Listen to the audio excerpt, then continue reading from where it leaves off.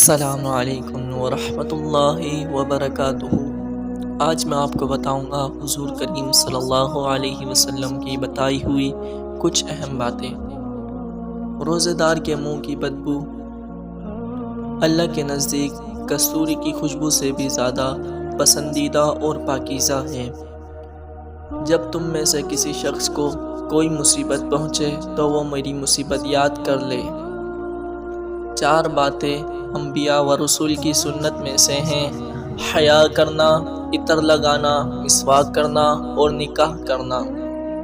سب سے بڑی زیادتی یہ ہے کہ آدمی ناحق کسی مسلمان کی بے عزتی کرے۔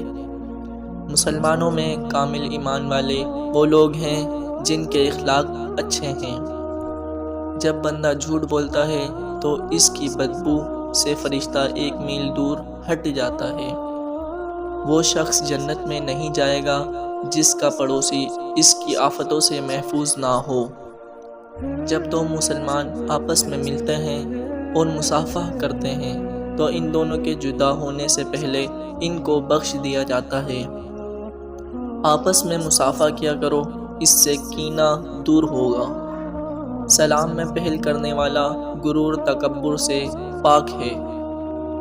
جب کسی کو جماہی آئے تو اپنا ہاتھ منہ پر رکھ لے، کیونکہ شیطان منہ میں گھس جاتا ہے۔ سفید کپڑے پہنا کرو، اس لیے کہ وہ بہت پاکیزہ اور پسندیدہ ہے۔